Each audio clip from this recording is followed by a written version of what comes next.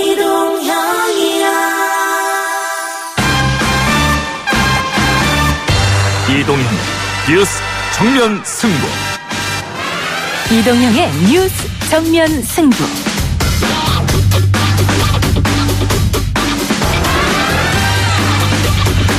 청취자 여러분 안녕하십니까, 이동형입니다. 이동형의 뉴스 정면 승부, 오늘 준비한 내용부터 알려드리겠습니다.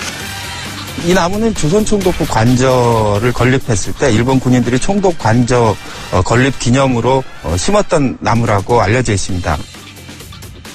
이순신 장군을 모신 충남 아산 현충사 마당에 금송이 심겨져 있었는데요. 이게 일본 소나무입니다. 현충사 현판을 친필로 썼던 박정희 전 대통령이 심었던 기념 식수인데요. 이 금송이 우여곡절 끝에 옮겨졌습니다. 문화재 제자리 찾기 해문 대표와 이 주제로 이야기 나눠보겠습니다. 일고의 가치도 없는 단 한 번만이라도 점검해보면 확인할 수 있는 그런 허위 사실을 말씀하신 것 같습니다.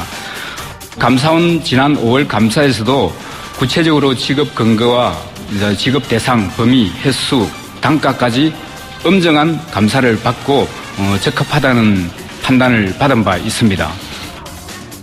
심재철 의원이 청와대 업무 추진비와 예산 집행 내역을 공개하면서 파문이 커지고 있습니다. 이정도 총무비서관이 기자회견을 했죠. 국회 기획재정위 소속 더불어민주당 의원들은 심재철 의원의 기재위원 사임을 촉구한다는 기자회견을 열기도 했습니다. 지금까지의 공방을 최강병기에서 짚어보겠습니다. 3부 정치하는 엄마들에서는 미미 쿠키 사기 논란으로 시작해 또다시 번지고 있는 일명 맘충에 대한 이야기를 나눠보겠습니다. 미미 쿠키 구매자들은 왜 맘충이 됐을까요? Thank you, Mr. Secretary General, UNICEF Executive Director, and all the excellencies and distinguished guests from across the world. My name is Kim Namjoon, also known as RM, the leader of the group BTS. 유엔 총회에서 연설을 한 2명의 한국인이 있었습니다. 문재인 대통령과 그룹 방탄소년단이죠.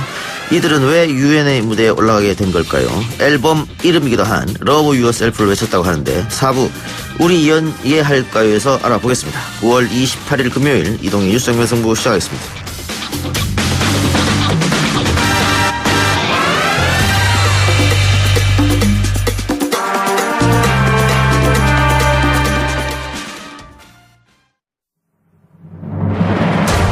이 작가는 독하다.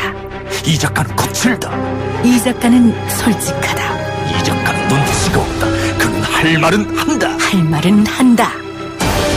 정치 오타쿠 이 작가의 독설. 뉴스 정면 승부.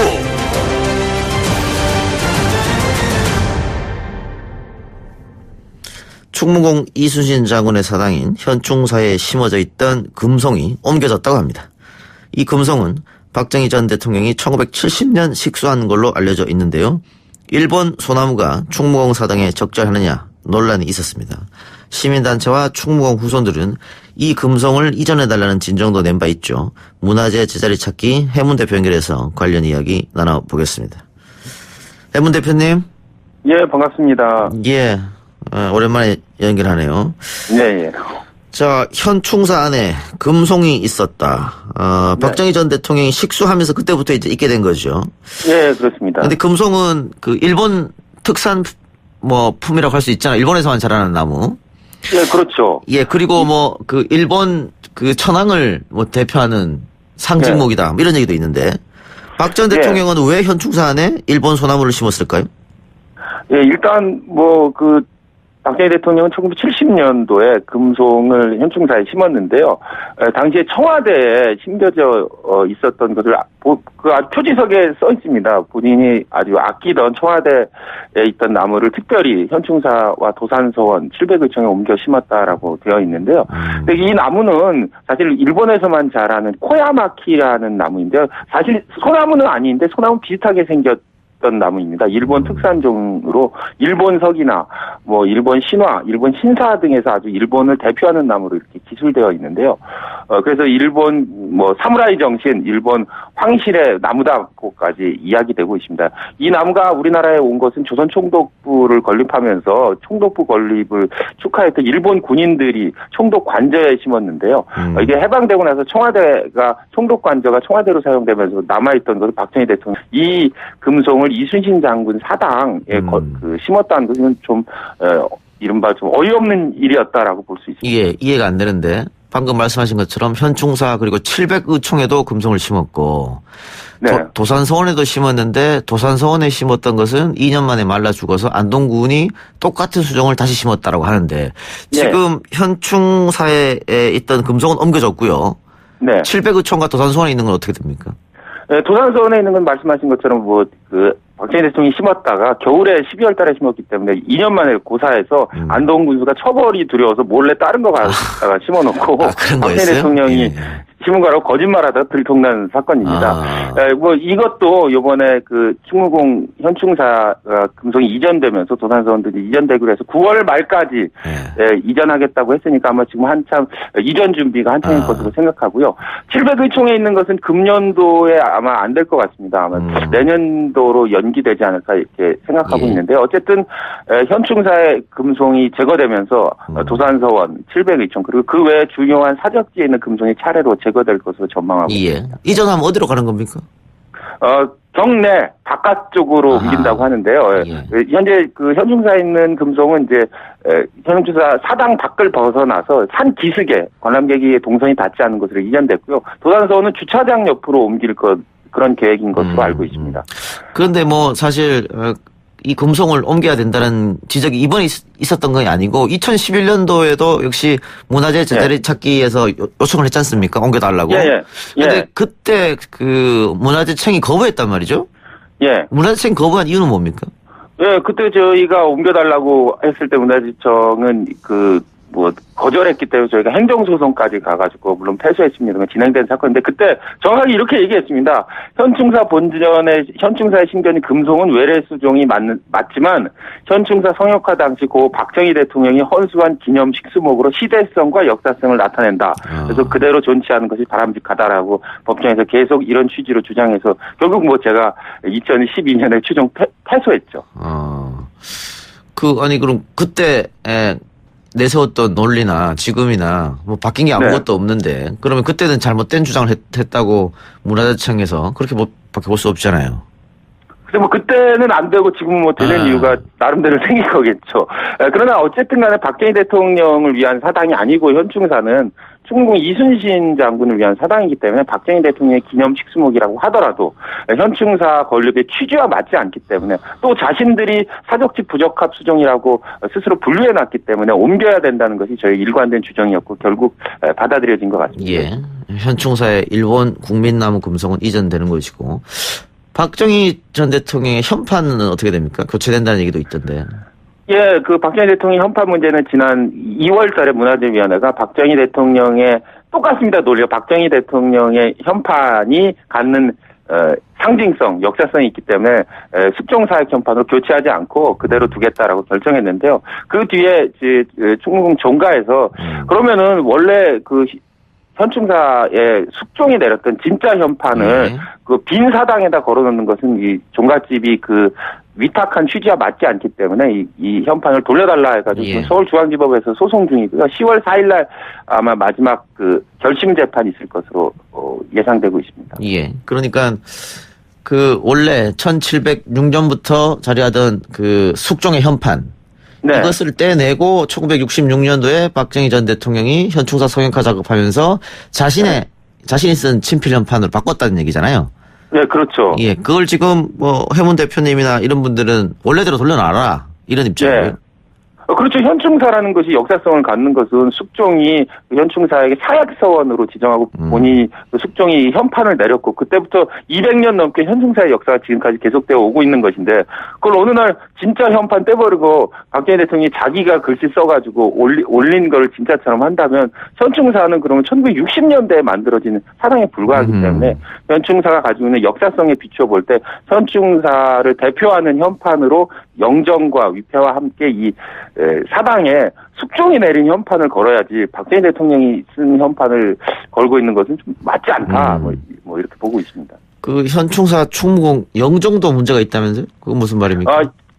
현충사 충무공 영정도 좀 문제가 있습니다. 충사 그 충무공 영정은 그 친일 화가로 지적되어 온 장우성 화백이 그랬는데요.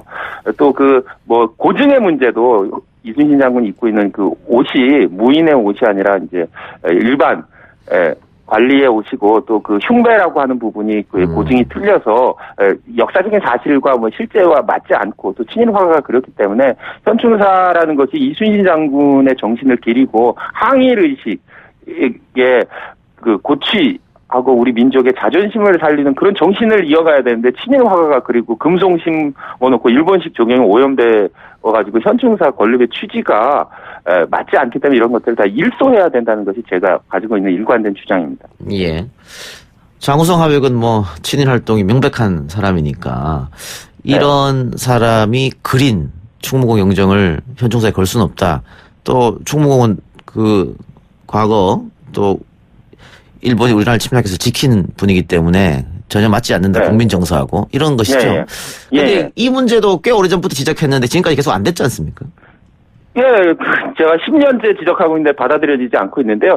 사실은 10년 전에 제가 지적했던 것은 그 현충사 외색 조경 연못 문제, 그 다음에 금송의 이전 문제, 이 영정 문제 이 세 가지였는데 지금 연못은 그 작년도에 결국 일본식 조경이라는 것을 문화재청이 인정하고 대대적인 보수 작업을 거쳐서 좀 개선했습니다. 그리고 올해 이제 금송을 이식했기 때문에 하나 남은 이 영정 을 새로 제작하는 문제 그리고 박정희 대통령 현판 문제도 시간이 지나고 나면은 결국 문화재청이 지금은 완강하게 거절하고 있지만 뭐 제대로 올바른 쪽 방향으로 개선될 것이라고 생각하고 있습니다. 이게 그 이순신 장군 표준 영정 교체 이거 충무공 현충사에 있는 거 영정 교체 그 시민 단체뿐만이 아니고 일반 시민들이 서명 운동까지 했었지 않습니까? 교체에. 예, 그렇습니다. 예. 그런데 계속해서 안 이루어졌다는 게 좀 의아스럽네요.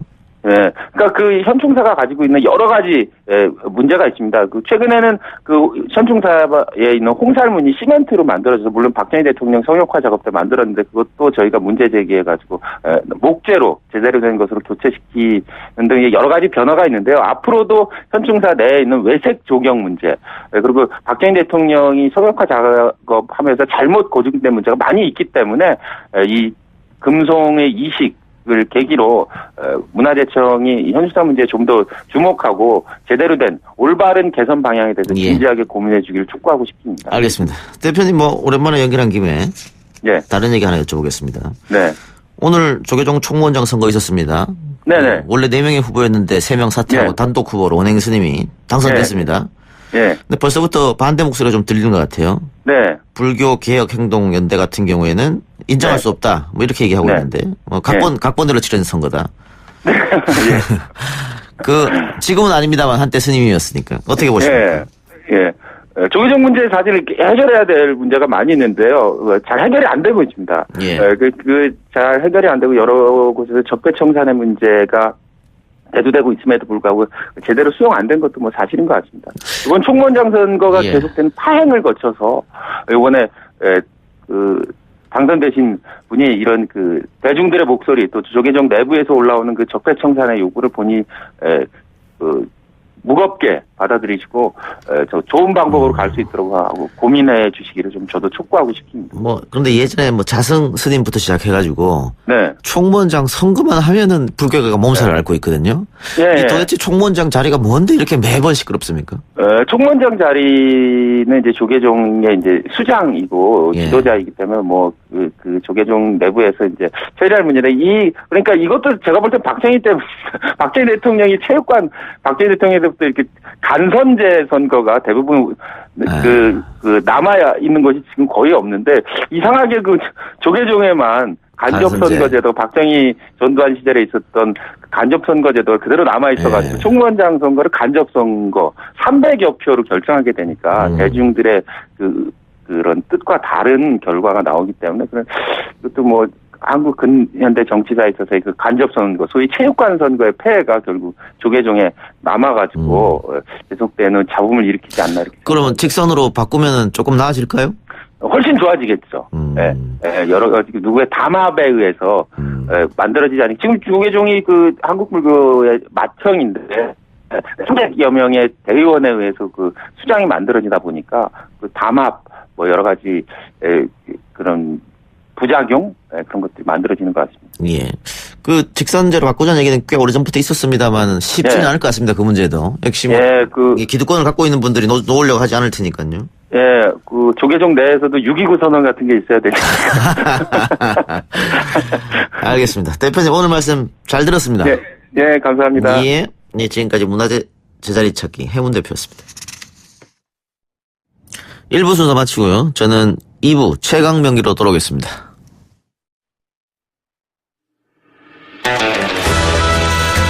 딱딱하고 지루한 뉴스가 소설보다 흥미진진해지는 새로운 경험. 놀라셨죠? 이것이 바로 이동준의 뉴스 정면 승부.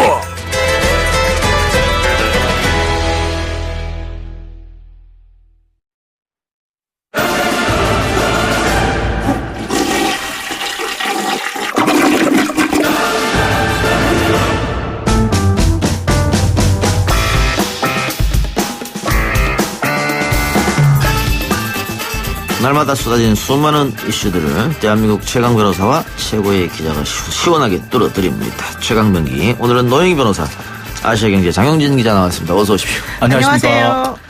자, 심재철 의원의 업무 추진비 폭로로 전국이 다시 경색되었습니다. 이번 파문의 핵심 총정리 한번 해봅시다. 네, 그렇습니다. 여기서는 이제 일단 심재철 의원이 이 행정정보망에서 다운로드 받은 47만 건의 이 재정 관련 정보가 과연 위법한 것인지 아니면은 정말 그 시스템 오류로 생긴 우연히 얻어진 결과물인지 일단 그것이 핵심이 될 것 같고요. 핵심 쟁점 중에 하나가 될 것 같고요.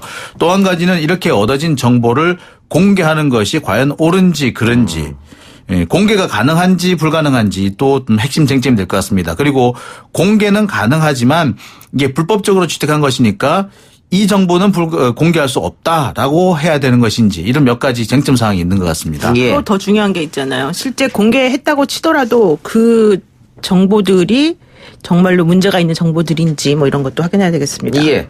자, 일단 그러면은 변호사가 봤을 때 지금 정부 입장은 비인가 자료를 무단으로 불법으로 갖고 갔다는 거잖아요. 네네, 그렇죠. 그런데 이제 심재철 의원은 난 불법이 아니다라고 얘기를 하고 있고 공개도 국민의 알 권리 차원이다라고 하고 있는데 이 불법성이 있을 것 같습니까? 없을 것 같습니까? 저는 조금 이해가 안 가는 게 지금 기재부에서 하는 설명은 5가지의 단계를 거쳐야지만 자료가 다운이 된다 이런 얘기를 하는 거고 심재철 의원 쪽에서는 백스페이스를 누르니까 나도 모르게 되더라라는 거잖아요. 근데 그거를 190회에 걸쳐서 보좌관이 그렇게 많이 자료를 받을 수 있었을까? 이게 정말로 기재부에서 말한 대로 5가지 단계를 거쳐야만 했다면 내지는 5가지 단계를 거치지 않고 뭐 백스페이스 눌러서 그렇게 했다 치더라도 그걸 그렇게 허술하게 그러면 기재부가 관리를 한다는 것인지 저는 그런 부분도 사실 상당히 중요하다고 보고 그 해킹 이야기도 있던데. 해킹까지는 사실은 잘 모르겠어요. 솔직히 이게 해킹했는지 안 했는지 모르겠는데 기재부 얘기는 그 이제 H 보좌관이라고 하는 그 심재철 의원 측의 보좌관이 실제 이 업무와 관련해서 6년 동안 근무를 했던 사람이기 때문에 이 자료에 뭐 기밀성이라든가 이런 걸 너무 잘 알고 있고 이 자료가 어떤 식으로 사람들에게 알려지면 되는지 안 되는지 뭐 이런 걸 잘 알고 있다는 얘기였거든요. 근데 그렇다라고 한다면 우선은 그 백스페이스로 그렇게 자료를 37개 기관에 대한 447만 건? 이 47만 건의 자료를 얻는다는 건 제가 봤을 때 저는 이제 그쪽 분야 무식한 사람이라 잘 모르겠지만 좀 뭔가 이상해 보여요. 그래서 사실은 기재부가 만약에 그런 말이 주장하는 게 자기네들이 관리를 잘못해놓고 이런 식으로 덤태기 씌우는 거라면 더 문제가 될 수 있기 때문에 현재 기재부의 태도를 보아서는 그건 아닐 것 같아요. 근데 지금 기재부가 그 보좌관 또 심재철 의원 본인 다 고소했잖아요. 한 상태지 않습니까? 게다가 검찰에서 또 전격적으로 압수수색을 했잖아요. 그렇고. 그 얘기는 무슨 얘기냐면은 뭔가 조금 범죄 혐의성이 좀 있어 보인다는 뜻으로 저는 들려서 이게 뭘 나중에 확인을 해봐야 되겠습니다만 일단 유출 경위는 조금 부적절한 방법이 있었을 가능성이 있다. 근데 두 번째로는 그렇다고 치더라도 그럼 이 자료들이 전부 다 기밀 문서라고 봐야 될 것이냐. 근데 그 부분에 있어서는 지금까지 나온 자료로는 그렇게 썩 기밀 문서 같이 보이지는 않습니다. 근데 그건 또 두 가지로 해석이 되는 게 원래 기밀 문서는 안 공개한 걸 수도 있고 내지는 공개하고 싶었으나 뭐 문제가 될 만하게 이런 것밖에 없다라고 판단했을 수도 있고 그래서 그것도 또 이제 기밀성 여부에 대해서 논란이 좀 있을 것 같아요. 자, 그러면 공개 실정법 위반이냐 아니냐? 그게 이제 그 전자정부법 35조 3호, 4호, 5호에 지금 해당이 되는 내용들인데 그런 권한을 부여받은 아이들을 가지고 정보를 공개받는 것까지는 괜찮은데 지금 기재부가 주장하는 것처럼 권한 없이 그 권한 범위를 넘어선 정보를 함부로 받았다면 문제가 되는 것이고 또 하나는 권한이 있었다 하더라도 유출하면 안 되는 것들을 유출했다면 또 문제가 되는 거거든요. 근데 지금 기재부 얘기는 권한도 없었고 유출하면 안 되는 것도 유출했다라고 하는 게 핵심이라서 그 부분에 대해서 이제 검찰이 조사를 하겠습니다만은 만약에 그런 것들이 전부 다 사실을 밝혀지게 된다면 예. 3년 이하 징역까지도 가능한 부분이에요. 그래서 확인해봐야 될 것 같아요. 예, 그건 뭐 검찰 수사하고 나중에 그렇죠. 재판 가면 다 드러날 텐데. 그렇죠.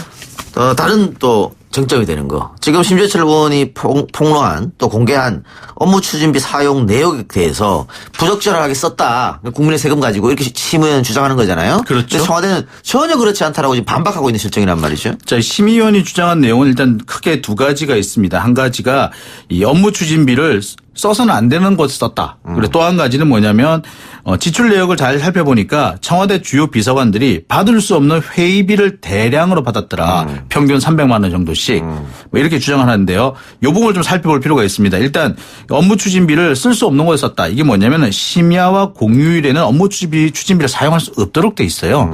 그런데 그 밤 11시 이후 그냥 심야죠. 그리고 공휴일에 사용된 업무 추진비가 무려 2억 4천만 원 정도 되더라라는 겁니다. 그리고 사용처도 보니까 무슨 IT 업체거나 고급 식당이거나 임용업체거나 무슨 백화점이거나 이래서 상당히 부당한 곳에 잘못 집행됐다라고 주장한 것입니다. 또 한 가지는 앞서 말씀드린 것처럼 이 송인배 비서관을 비롯해서 청와대 주요 비서관들이 이 받을 수 없는 회의비, 그러니까 청와대 내에서 회의를 했기 때문에 회의비가 나갈 수가 없는데 그 회의비를 부당하게 지급을 받았고 총액수는 2억 5천만 원, 가장 많이 받은 사람은 350만 원 정도를 받았더라. 이 부분에 대해서 감사를 해야 되고 책임자는 처벌받아야 한다. 이런 주장입니다. 그런데 오늘 청와대 이정도 총무비서관이 직접 나와서 이야기를 했습니다. 전혀 사실 무근이고 맞지 않는 이야기를 했고 또 그렇죠. 이것도 역시 또 고소하겠다고 얘기한 것 같아요. 사실 그게 그 말을 뭐 명예훼손으로도 고소하겠다고 얘기를 했는데요. 사실 그게 이제 인수위가 없었기 때문에 인수위의 업무를 하는 과정 중에서 이제 불가피하게 그들에게 지급해야 될 수당 같은 것들을 하루에 15만 원을 기준으로 해서 준 거다. 그래서 그러니까 공무원이 아닌 일반인들. 그렇죠. 예를 들어서 하루에 15만 원씩. 뭐 21일 했다 그러면 21일 곱하기 15만 원 하면 315만 원 정도 나오니까 그 계산해 보면 맞는다는 얘기인데 사실 저는 지난번에 청와대 전 대변인이었던 박수현 대변인이 처음에 대변인 될 때 얘기를 좀 들은 게 있었어요. 그때 갑작스럽게 대변인이 됐었잖아요. 그러면서 그분이 사실 서울에 집도 없어가지고 집을 마련해 줘야 되는데 그러려면 임명 절차가 정확히 되고 뭐 청와대에 이런 정보가 들어가야 된다는 거예요. 근데 그런 걸 할 수 있는 시간이 없었기 때문에 그 당시 그분이 사실은 계속 여관에서 잠을 자던 시기였었어요. 그리고 실제 수당 같은 것도 급여를 지급할 수 있는 시스템이 안 마련돼 있었기 때문에 지급할 수가 없었대요. 그래서 그때 저는 작년에 그 얘기를 들었었거든요. 그래서 당시에도 뭐 수당 내지는 회의비 이런 명목으로 해서 15만 원 정도 기준으로 해서 줬다라는 얘기를 들었었는데 그게 아마 제가 봤을 때 이번에 자료 공개한 그 내용이 아니었을까. 만약에 그게 맞다라고 한다면 심재철 의원이 섣불리 사실은 자료를 이상하게 왜곡된 방향으로 제공했을 가능성이 커서 그런 것들은 또 정부 입장에서 보자면 좀 억울하지 않을까 이런 생각이 듭니다. 예, 또 특히 심재철 의원이 조금 강하게 주장했던 미용실에서 쓴 3건. 네. 그렇죠. 이게 확인이 됐어요. 이게 뭐냐면은 이게 미용실에 쓴 게 아니라 정확하게 사우나에서 사용한 것이고요. 그러니까 평창 올림픽 당시에 이렇게 모나코 왕족 경호에 투입된 경찰관들이 있었는데 한겨울에 너무 고생을 하니까 야, 너희들 가서 목욕이나 하고 와라라고 해서 사우나 경비를 줬다는 겁니다. 1인당 5,500원씩. 그렇죠. 예. 그래서 이게 이 미용 업체인 것으로 이렇게 큰 분류상으로는 맞아요. 이렇게 큰 분류상으로 이렇게 들어간 것이다라고 주장을 하고 있고요. 그다음에 뭐 IT 업체에 지급한 것으로 되어 있는 거는 뭐냐면 요즘 뭐 여러 가지 주문을 할 때 인터넷으로 주문을 하잖아요. 그러니까 그렇게 되면은 바로 그 IT 업체 그 앱을 개발하는 업체라든지 웹사이트를 운영하는 업체 이름으로 되게 되는데 그 업체에 지급된 내용들이다. 하지만 그 실제적인 사용된 것은 하나도 문제될 것이 없다라면서 조목조목 설명을 했어요. 그러니까 이정도 비서관이 오늘 직접 나와가지고 구체적으로 어디 썼고 얼마는 어디고 어디는 어디다 이렇게 아주 구체적으로 설명을 했기 때문에 사실상 보면은 크게 잘못 지급된 부분은 없는 것으로 일단 보입니다. 그러니까 굉장히 자신감에 차 있는 것 같아요. 그러면서 이제 이야기하면서 문제가 된다면은 당연히 감사도 받겠고. 네, 이미 그 감사원에서 감사를 이미 받은 걸로 이렇게 얘기를 하고 있거든요. 그러니까 뭐 제가 보기라도 일단 감사를 매년 받게 돼 있으니까 거기서 문제가 없었다면은 사실 이게 그 액수도 그 합쳐놓으니까 큰 액수인데 한 건당으로 해보면은 5만 원, 기껏해 10만 원 이 정도 선이기 때문에 과연 이게 잘못 집행된 게 맞을까? 호프집 이자카에 쓰는 거는 어떻게 이 얘기 나왔습니까? 그건 얘기 안 했죠. 그 부분에 대해서 자세한 얘기는 안 했습니다만 부분은 그렇습니다. 그러니까 이 부분 하나하나까지도 어디까지나 언제 내역을 살펴보면 이미 나오고 당시 이제 만약에 11시 이후에 사용된 부분이 생길 경우에는 그때 다 사유서를 다 쓰기 때문에 사유서가 다 첨부가 돼 있다.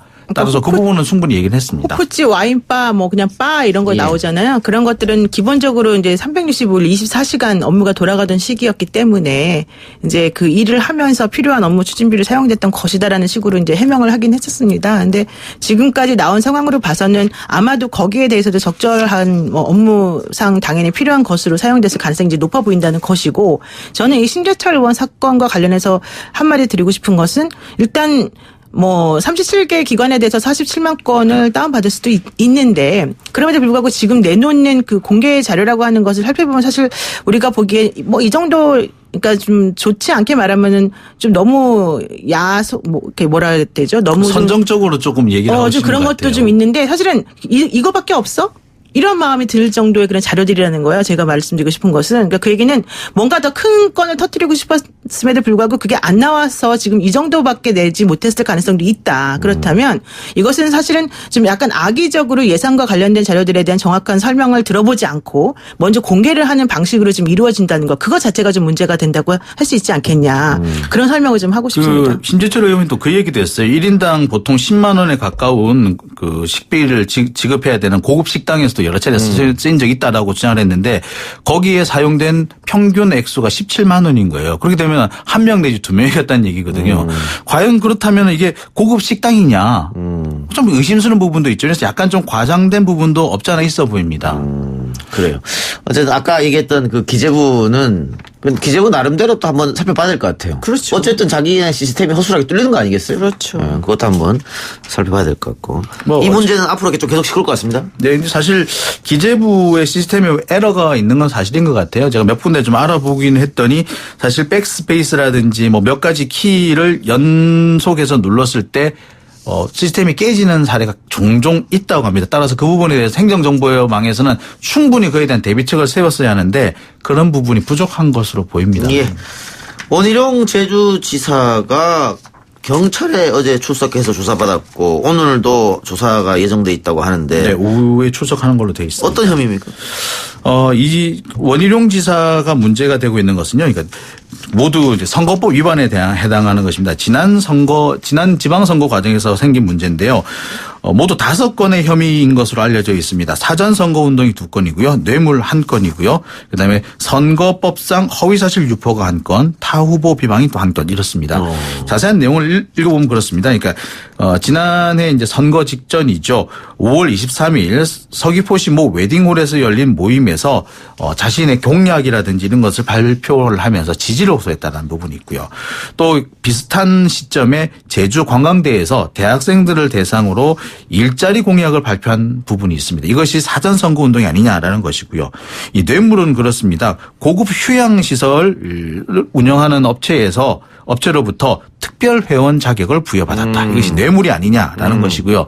이와 관련해서 허위사실 이제 선거 과정에서 이 문제가 됐으니까 이 부분에 대해서 허위사실 유포했다라는 혐의가 하나 있고 또 이와 관련해서 타 후보를 비방했다라는 내용도 포함되어 있습니다. 예, 많은데 혐의가. 너무 많지 않아요? 예. 근데 이게 재판 가서 100만 원 이상 벌금 받으면 지사직이 날아가는 거지 않습니까? 그렇습니다. 사실은 그래서 이제 그 지사 직을 유지하고 있는 기간 동안의 재판이 다 이루어져야 된다라고 하는 게 선거법 관련된 재판이잖아요.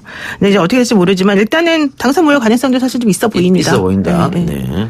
근데 뭐 어쨌든 이게 1심, 2심 대법원까지 가야 되는 문제니까. 그렇죠. 마지막 결론 나기까지 상당히 오랜 시간이 걸리겠습니다. 그렇습니다. 네. 알겠습니다. 상당히 오랜 시간이 걸리기 때문에 아마 저기 임기 말까지 가지 않겠느냐 이런 얘기도 있고요. 그리고 사실 제주도는 항상 원희룡 지사 빼고 다른 앞에 전임 지사들 항상 이렇게 임기 채운 분들이 사실 몇 분 안 되세요. 예. 그래서 또 뭐 이게 뭐 문제가 되고 있는 게 아니라 제주도는 왜 그러냐 이런 얘기 좀 나오는 부분도 있습니다. 알겠습니다. 오늘 두 말씀 여기까지만 듣겠습니다. 벌써 끝이에요? 좀 더 얘기하고 싶습니까? 네, 할 얘기 많은데. 네. 요즘 저희가 광고가 많아가지고요. 네, 광고 듣느라고 본 내용을 얼마 못했네요. 다음 주에 합시다. 길게. 네. 제 재량으로 많은 시간을 드리도록 하겠습니다. 앞에 일부 좀 줄이고. 두 분 수고하셨습니다. 네, 고맙습니다. 감사합니다. 네. 1, 2부 순서 마치고 저는 7시 정각 3부로 돌아오겠습니다. 3부에는 정치하는 엄마들, 이영경 위키트리 방송위원, 장하나 정치하는 엄마들 공동대표 두 분 나오는 걸로 예정돼 있는데요. 맘충 논란을 번진 미미쿠키 사태, 맘키즈 혐오 사회에 관해서 두 분과 이야기 나눠보도록 하겠습니다. 7시에 뵙겠습니다.